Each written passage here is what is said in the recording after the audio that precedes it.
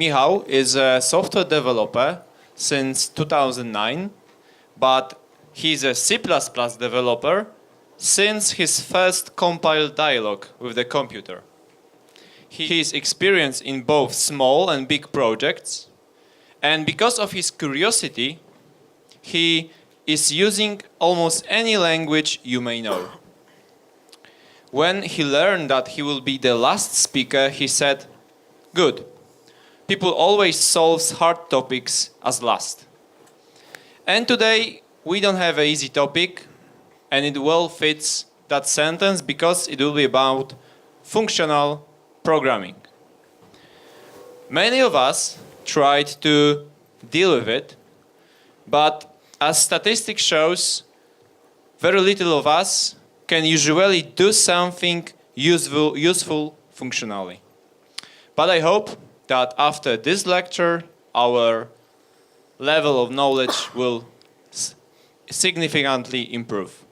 Ladies and gentlemen, let's warmly welcome to the stage Michał Łoś.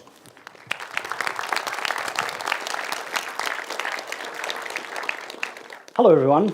It's tremendously good to see you all here. As you already know, I'm Michał Łoś, and since there were probably some more interesting things in other rooms, and you decided to come here for accident, I will torture you for about an hour about functional programming. So, some time ago, when I was discussing with my friend the topic that I will discuss today, I was pretty sure back then, I was preparing to this conference, and I was pretty sure that I would talk about functional programming. He said, yeah, I was trying to do something with functional programming, but I would like to know how does it look like, how does it work in practice, in reality. So this presentation is my attempt to answer to that question from a pragmatic point of view. So let me start by asking you, how many of you actually earn money using functional programming languages? Please raise your hand. Good, very good. I was expecting that. Very roughly, around 1% of our current code is developed using functional programming languages. The thing is started somewhere around the beginning of the IT. In 1958, there was a Lisp, which was the first functional programming language. So you basically can say that functional programming is from the very beginning of IT industry, basically. So it gained momentum from time to time. So there was a Haskell in the 90s, there was some Erlang in the 80s.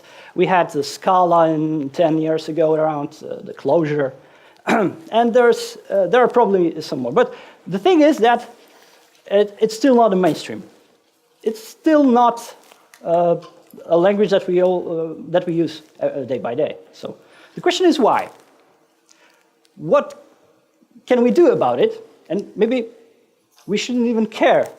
Why should we care at all this happening? During this talk, I will very briefly discuss about functional programming languages in general. We'll get the very important question. Does IT really need functional programming? This will be the main driver of this talk here. I will talk a few things about the ideas that already influence the IT world, which are deeply rooted in the functional paradigm, or at least it was made by the guys who actually think functionally. We'll get some summary and there'll be Q&A. Please, if you have any questions, wait until we have Q&A at the end. Let me start very quickly about what is a functional programming language. Well, very briefly. So yeah, treat it as a hint rather than the direction rather than the direct answer. It's a kind of language that implements the substitution model. What is a substitution model then? Well, it's very briefly evaluation of expressions using the provided definitions. How does it look like? Well, very simple. So you have a definition of x, that is, can be substituted to 5, right? We have definition of y, which takes parameter a, and can be substituted into multiplication of a to a's. So if you have an expression y of x, you can substitute it y to 5, then you can substitute it to 5 multiplied by 5, and you have an answer in the end, right? 25. Simple, right? It's not a deal breaker. It's not very complicated. Yeah, but this is actually the root of the whole functional programming. You can forget about stack, forget about heap, forget about instruction pointers and things like that. This is the theoretical base for all the features that functional programming languages are. This is what we are dealing here today. So let me state a question. Does IT need a functional programming at all? Well, no. I actually answered that at the very beginning. Almost no one is using it. So we can just drop that 1% of code and live the way that we are living currently, right? So yeah, this is a good answer, probably valid, but yeah, not very satisfactory, right? So I like to say that if you want a good answer, you need to ask a good question. So the question would be, why do we need programming languages in the first place? For fun? Well, open source, hello. Well, but this is not really serious, because in order to do something for fun, you have to earn money. In order to earn money, we have to do some computer programs for our customers, right? To satisfy them. So what do they want? Our customers probably, in context, of course, keeping in language, programming language as a context, probably want fast development. Because fast means cheaper, fast means quicker to market, and dozens of other stuff. Our customers also would like to have the ability to change their mind during the development, right? So our language would have to have some tools that will allow us to change it, to extend, modify, maintain, etc. It would be good if we would not have any bugs. The language that supports bug-free code is better than the one that doesn't, right? Probably. And the last but not least is the performance reason. I like this sentence here. So it's not a bad idea if your program takes that is a simple notepad. When it takes 100 megabytes of your RAM only to open simple file. It's not perfect probably, but it's okay. It's just ridiculous if it takes 8 gigabytes. So there's a limit somewhere in between. That's what I would like to say here. So let me put those 4 topics as a frame, and we're going to think about functional programming languages from this perspective. So let me start with the first topic, the fast development. In order to develop fast, the programming language should provide some nice, flexible syntax, right? Why? Well, when the syntax is nice, it expresses more, so you don't have to focus on useless details. And you can much quicker put your thoughts into code and read someone else's thoughts, of course. So this is very good. So how does it look like in the functional programming world? Well, I like the comparison, the metaphor of functional programming languages being like Go. Who knows the Go? Hands up. Good. Yeah, the Google did their job this year, right? So the Go has very simple rules, but with those simple rules, it creates dozens of possibilities, which makes this game basically great. It's very similar to the functional programming languages. Usually, their syntax is very, very simple. It allows a lot of things that are very powerful to express many things with very simple expressions, usually. This allows, for example, domain-specific languages. Domain-specific languages are the languages inside your languages, so you can create, for example, a custom operators, a kind of expressions that look like, for example, SQL. Why not write SQL inside your functional code, right?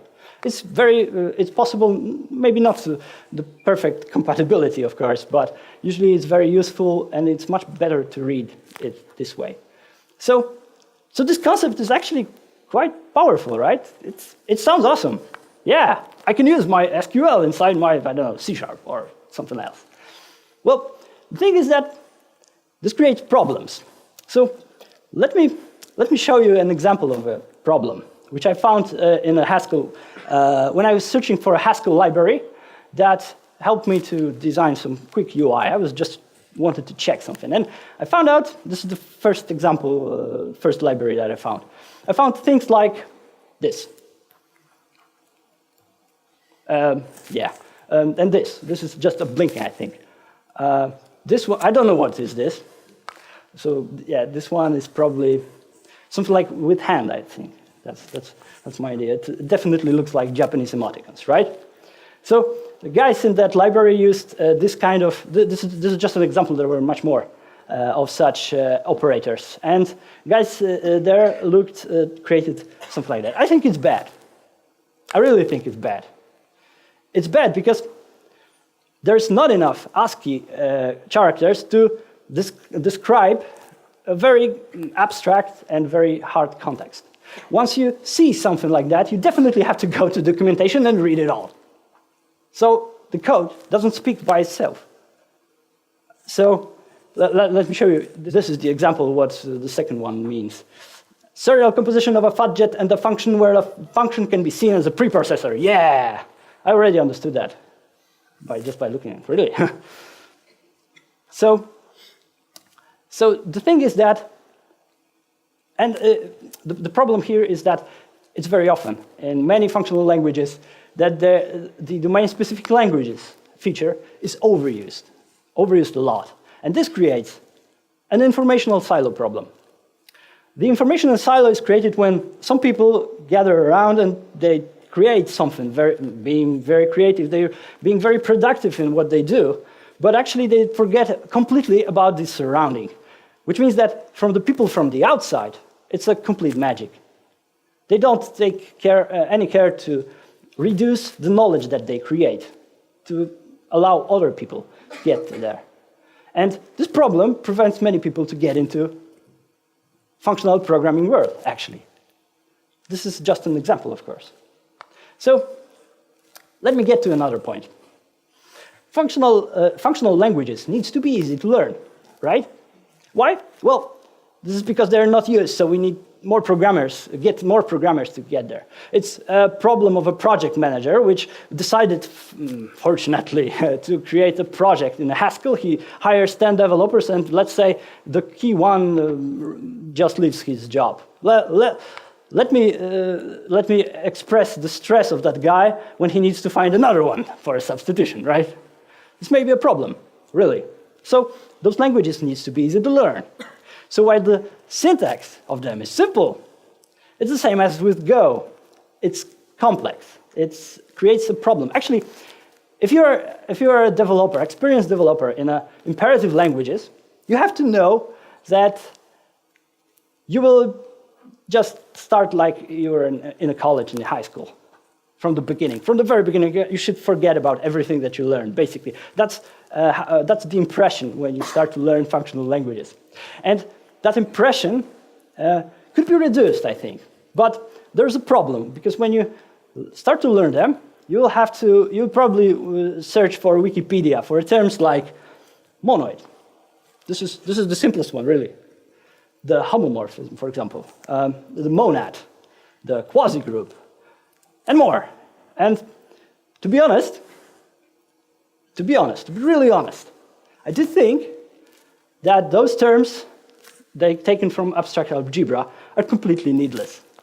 If we are in the IT, we should talk like IT guys, not like a guy who took 5 years of abstract algebra, category theory, and things like that. This may be a good thing for library creators, but not for developers. This is a bad interface for the user, which is, again, basically an informational silo problem.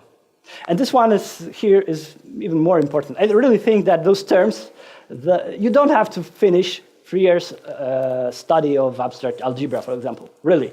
You don't have to do something in functional programming languages. But if you take a look at many libraries there, you just hit those terms, which are taken from the abstract world of math, but are not one-to-one translation, actually, to the IT world. Those terms in IT are a bit different, actually. So I do think that this is a problem. So what else do we need to develop fast? We need a good set of libraries. So yeah, this is basically not a problem here. For example, Scala and Clojure have Java compatibility. End of story. You have everything that Java has. Good. So you can do whatever you want. The Haskell, these are basically the languages which I'm mostly interested in. I can tell most about these, basically. You probably know more than I am. Yeah.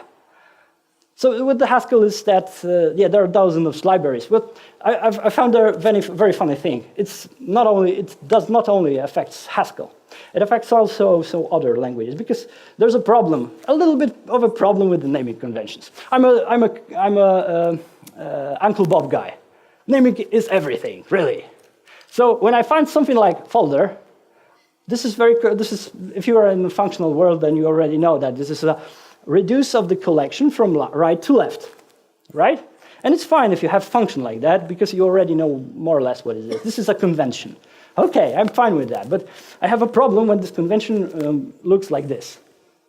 Expands to this, or this, or this.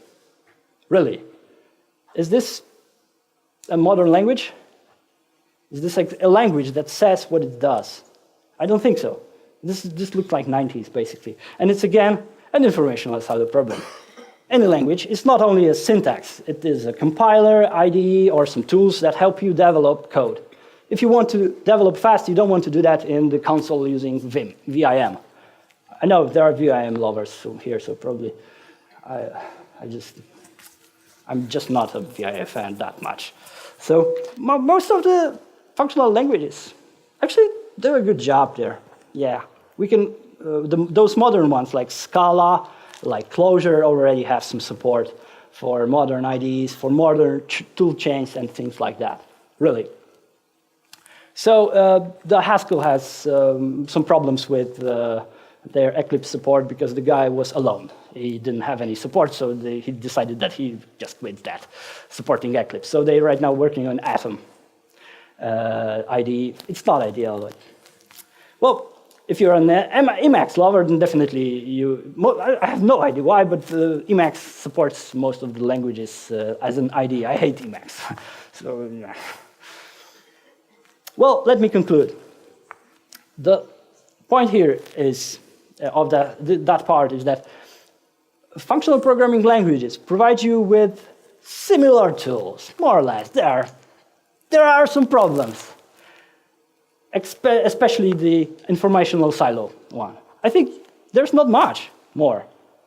This is the main problem here, if you want to write code fast. So let's get to the second topic.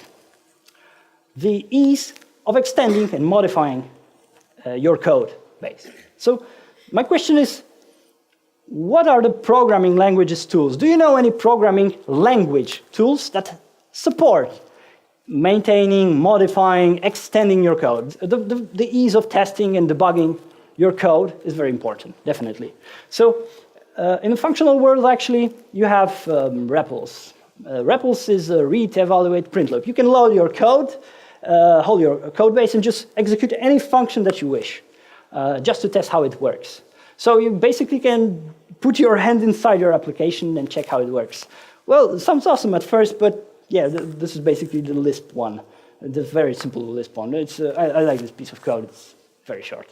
But to be honest, the REPLs are good if you're really in a rush. Normally, you just do tests. This is what unit tests are basically the same thing. We just execute and check things in isolation. They have one advantage over REPLs, that it's written, can be executed, and verified at any point of time, even by the machine, actually. So test-driven development is a no problemo in a functional world, fortunately. Because you have functions, usually, and you just check if what you put is, what's the output if you put something, and if it's correct, then it's fine. So with testing, the frameworks are there, and actually they're really fine. So we have the tools there. Debugging is a little bit weird, maybe for me as a deeply rooted imperative developer. So the order of evaluation can be a little bit surprising at first, but it's just not a big deal. Debugging is easy, is doable in any language, functional language that you use. So one last thing and one last point here is the OOP. I'm not going to discuss a lot of details, but basically OOP is orthogonal to the language concept in general. This means that you can use it, you can add it into any language that you wish. It doesn't matter if it's functional or not. So what you lose in functional languages is usually, if you want to be pure, of course, because if you don't want to be pure, then definitely you just doing imperative programming, in fact. So the thing that you lose in OOP is the mutability, which we are very used to. But let me ask you a question. Is Java langstring a badly designed class? Well, no, it's a very good class, and it's immutable. It's impossible to change the data, at least not without hacking. So it's a valid and good tool, basically. So about bug-free programs. Well, the question is, does any language actually allow you to write bug-free programs? Well, no, because there's a human on one side, and this is the root cause of any bugs. We should eliminate humans, I think. So language can help you, of course, and there are some tools in the functional world, especially the static type system. In the functional world, believe me or not, it's even more important than in the regular languages. So it helps, but with basic problems. And yeah, I found that if you do some C++ metaprogramming, then you already know how misleading error prints could be. Well, the problem with functional languages, it's much lower problem than with metaprogramming, but it's that the error could be in a different place that your compiler actually says it is, thanks to the static type system, type inference, type deduction, etc. So yeah, it's not a big deal in the end, actually. So statelessness also helps a little bit with writing bug-free programs. So if you don't have a state, then you can't change it in somewhere around, if you don't have a global state, for example, you can't change it somewhere in the very far away part of your program, which, yeah, it very often ends with the bugs, right? But to be honest, it also helps with only basic bugs. Yeah, and actually writing some code that is stateless, it's actually hard to read, hard to learn, sorry. The last but not least, performance. Well, the thing is with performance is that usually, as I said in the beginning, it doesn't really much. It's not that important usually. We can say that functional languages in general allow you to very good parallelism. I would say that I'm a bit skeptical, a little bit, because in the imperative world, we actually do a lot of parallel computing, a lot. 99% of our code is imperative, so it's probably also written in parallel, and we're dealing with that. So this is not a big advantage, to be honest. So why the parallelism is that good, that's easy here? Because you can actually unbind any part of your execution and just run it on a separate thread. That's it. Even compiler could do that if we will give him enough information, probably. So, but in general, if we just skip that topic, it depends on your experience. Let me show you why. So there was a Project Euler, task number 12. Project Euler is a website where you can test your programming skills by solving some mathematical quiz and puzzles. using your programming skills, basically. And yeah, the problem number 12, the solution is very simple. It's 20 lines maybe, something like that. And the guy somewhere on the Stack Overflow, I was searching for a benchmark that will help me to show you some real numbers. The guy on the Stack Overflow actually wrote 5 different implementations in 5 different languages. Between them, there was a C and Haskell. And yeah, the Haskell was slow, actually. And here it's almost 5 times, but in his original solution, it was 14 times slower than C solution. Well, and he asked a very valid question, why does the Haskell suck? Well, suck that bad. So the thing was that, and this is the most voted answer on Stack Overflow, the answer was that actually he uses some integers which didn't have fixed length, which means that the computation of such integer is very hard and time expensive. So if when he changed that to the regular integers, yeah, the timings looks like this. And yeah, that's why this is the most voted answer. In his original answer, it was even faster than C. I wasn't able to reproduce that with such accuracy. But yeah, so people say, yay, Haskell great again.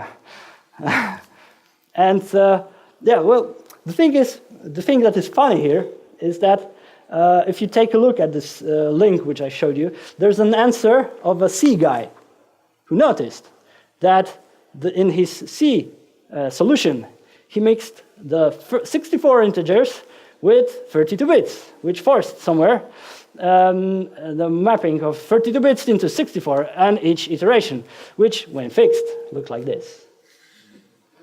So, yeah. You can say that most of the time the functional languages are 2, maybe 3 times slower than the most hardcore C implementation, reasonably. Because you probably can do a lot of things to optimize any kind of code with, I don't know, writing assembly in the end. But with very basic tools, you can usually your code will be 2-3 times slower. And we have to accept that, actually. And is this bad? Well, let me put a wider context on this part of the presentation. Well, in general, the fast development is possible. There are some problems with some informational side stuff, because learning can be hard. Some libraries can do you harm, but basically you can do that, and it's not that big deal.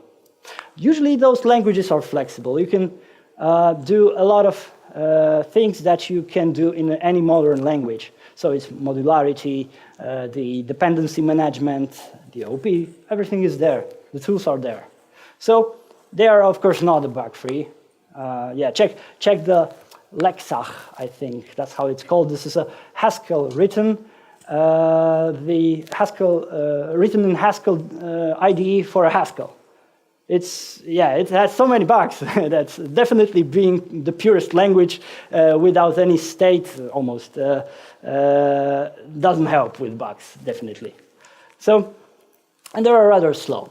But the point here is, do you remember Java in the 90s? Maybe you are not that old, but I'm not either. But Java was very slow. Java was ridiculously slow. There were holy wars around 2000.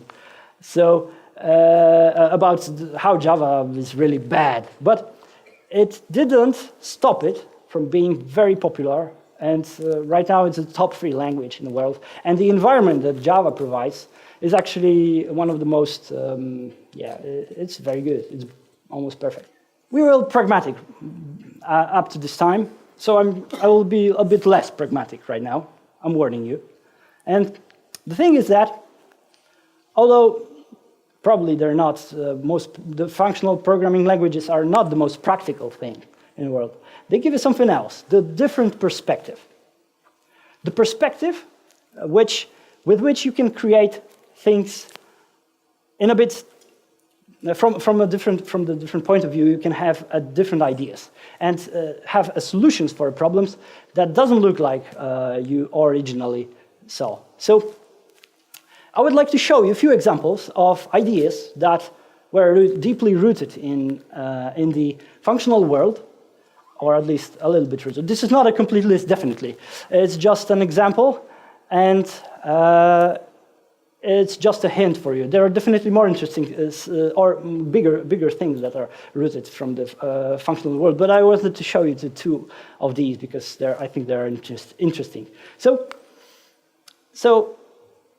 let me start with an example. So let's say you have a bank account application, and your boss wants you to write a very parallelized multitasking system that supports your bank, and there are some possible scenarios that he would like you to implement. Let's start the design process for that. So the first scenario is to write a withdrawal and deposit. So you have probably some accounts there, and yeah, doing a withdrawals and deposits would look like that you just, I don't know, use atomics, for example. This is a parallel system. You have to be thread safe, right?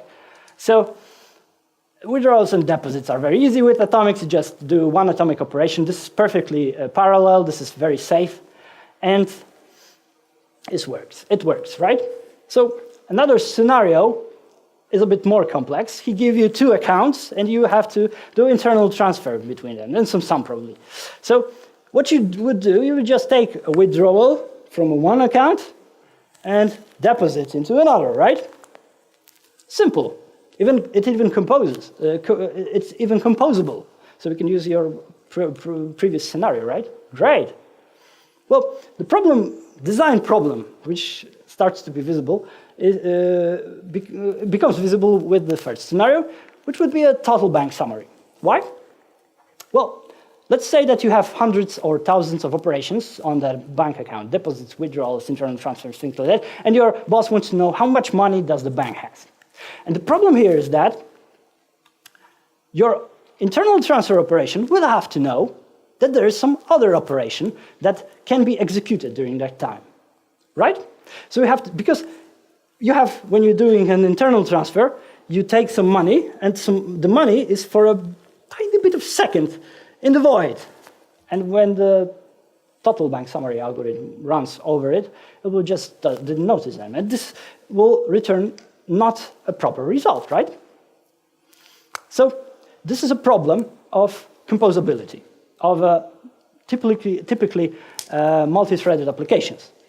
Do you have an impression that when you design some application that uses multiple threads, like some UI on a separate thread than some other operations, every single line of your code has to know whether or not it's done in parallel? This ends up with some synchronized statements or some mutexes in very weird places because, yeah, it happened to be a problem there, and we've just fixed it with making something atomic, for example. This is a problem of composability. This is why it's very hard to make a single-threaded application a multi-threaded application in many cases. It usually just, you had some weird problems with that. So there's a solution. The solution is called the software transaction memory, actually. Software transaction memory was found out for a Lisp in 1986, I guess. And it's a functional idea. The idea is very simple, actually. You put your operations into transactions, which always operate in the atomic portion of time. So it always has the consistent state of your memory, which means that you can separate those operations without any other nodes about themselves. So your total bank summary just will work on the bank state that it has taken, right? This means also that any transactions can be safely composed. So this is so untrue with atomics and mutexes. Really, you have to. I have no idea if you are as excited as I am with that idea. Really, this is a very big design problem. And software transaction memory, while it has some internal problems with implementation sometimes, it's still gives you a very big advantage with during design process. So another idea that I actually, when I found out the QuickCheck library and I learned about it, I actually thought that, well, I haven't found out by myself, really. What's the QuickCheck? My friend, tomorrow on Lightning Talk, my friend will talk about rapid check. This is a C++ implementation from 2012 of exactly the same concept. So if you're more interested, I will just give you a very brief intro to that. If you're more interested in this, go there tomorrow. So what's the QuickCheck actually?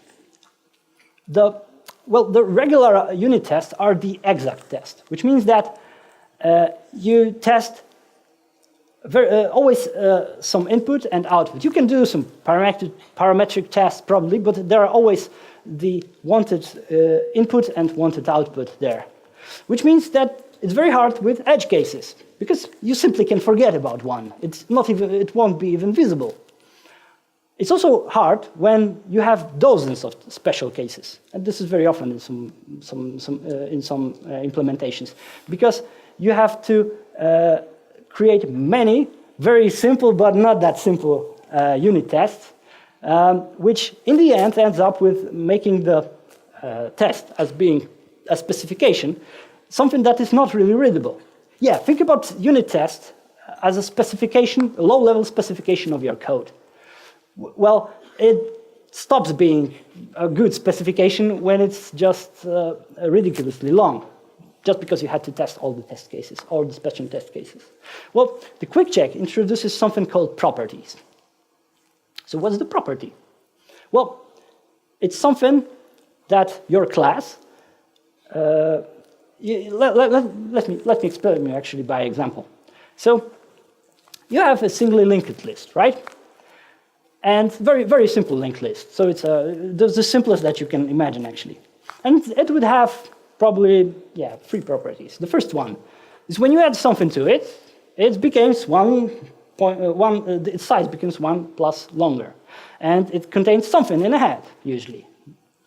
So if you do the add something and then remove it, then you have exactly the same list as you had in the beginning. Simple, right? We just assumed that we just make sure that add is working and that remove is actually doing some removal, right? So the last one is when you do the remove operation, the number of times that the size value is, then you'll get an empty list. And guys, that's it. These are the 3 properties. There are no edge cases here. Why? Because the QuickCheck takes care of them. How does it do that? Well, it generates data for you. All you have to do is to write some expressions that your code has to do, has to surpass, and these are the properties. And thanks to that approach, the tests become well-readable contract. You can much better maintain it. It has many other features, basically, so. I'm again saying that you should take a look at Lightning Talk tomorrow of my friend. So let me get to the conclusion. Well, I think right now, after what I said, it's a bit obvious that functional programming languages won't give you too much of advantage. At the same time, I hope I was also I was enough expressive about it, but they will give you a different perspective. You will have to just take a look at any problem that you have from completely different point of view, which affects, finally, I can make you sure that it will affect how you design your code, the way that you do the coding. So, is this the end of the conclusion? Well, let me have an appeal here, maybe. So guys, the appeal is, stay with me. So guys, we need you. We need you in a functional programming world, we need as much as you, actually you don't have a choice. The functional programming techniques get scattered around the imperative world very nicely. There are dozens of them right now, and you have no choice. But we need you in a functional programming world, really. And in order to do a very simple thing that will make the functional programming languages pretty much more or less like a Java, we need to break the informational silo. We need to redefine some terms. We need to make them programmers friendly. What for? Well, to bring the functional programming world to the people. Thank you, guys.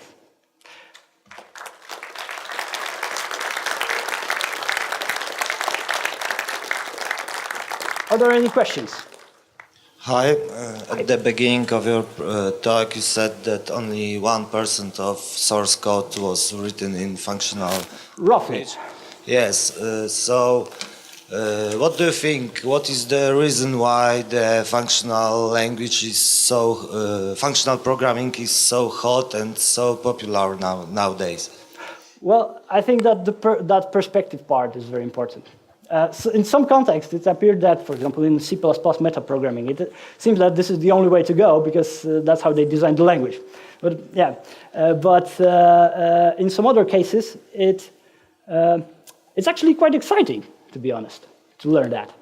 And thanks to that perspective, some people have, there's dozens of ideas in the functional programming world that most of people in the imperative world doesn't even know about.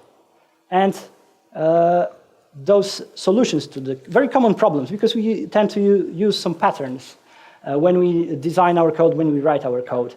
Those patterns are completely different and very often even better than what we really have. People have hope that this can help us a lot. Okay, but do you see any practical usage of functional programming, or it is just the academic language, for example, like, I don't know, Haskell or... Because, to be honest, I don't see the practical usage for it. Well, the point of my presentation here was to show you that it's not that bad as people say. You actually have libraries, you have tools, you have some problems with learning it. Because the terms, like the algebraic terms, that's the problem when academia thinks about the language. They don't think about practical terms or learning someone. There are smart guys who understand many things and they try to use them and use naming conventions, the definitions from their world where they feel comfortable. The problem is that it's not comfortable for IT, and that's why they are not widely used, they're not widely adopted. I think, like I said, you don't have a choice. You have eventually to learn some functional language, really. Reactive programming, for example. It's a very, very nice, hot topic. Even JavaScript tries to look like a functional language, which it isn't, but yeah, it tries. So, in the end, those examples which I've showed you, in the end, you'll have to do that. But in order to make that easier, in order to make that better, to make you quicker into that world, you probably have to redefine some terms. Okay, so let's assume that we want to learn some F# or whatever functional language, and we start learning it. What would you suggest we should put most emphasis on? What do you think will teach us most in such language? Obviously not the syntax, I'm guessing, but there has to be something else. Well, try to write any simple program. If you don't have any background, try to write any simple program, and you'll see what I mean by just sitting there and trying to work on it. Really, nothing more than that. You'll find that even simple things are just done completely differently, which means that you have to learn from the scratch. And yeah, it's hard to say what you should start with. You should start with writing some programs. I hope it's a good answer for you, actually. Yeah, I thought you had like this one pattern that you really like, and you think it really fits well into this functional programming languages, basically, and that's something that you find really interesting, and you would like to see it in basically every other language, like C++ or any other. Maybe your favorite one, you could say, pattern. Oh, pattern. Yeah. Those monoids you mentioned or whatever. Monoid is actually simple because it's a function that has non-interchangeable parameter. So if you pass a parameter, there's always one parameter that doesn't change the return value. Yeah, I know. Yeah, it sounds very, very weirdly, but the pattern. This is not actually a pattern. You said monoid. Well, don't start with monads. Definitely, that's what I can say. Gilad Braha in 2013, there was his very nice speech, and you should definitely take a look at it.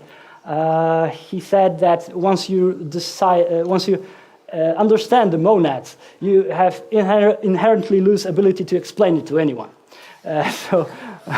So it's actually very hard. You've asked a very hard question. I would like to answer you to that question, but I will not try because you were scared. I will scare you off, definitely.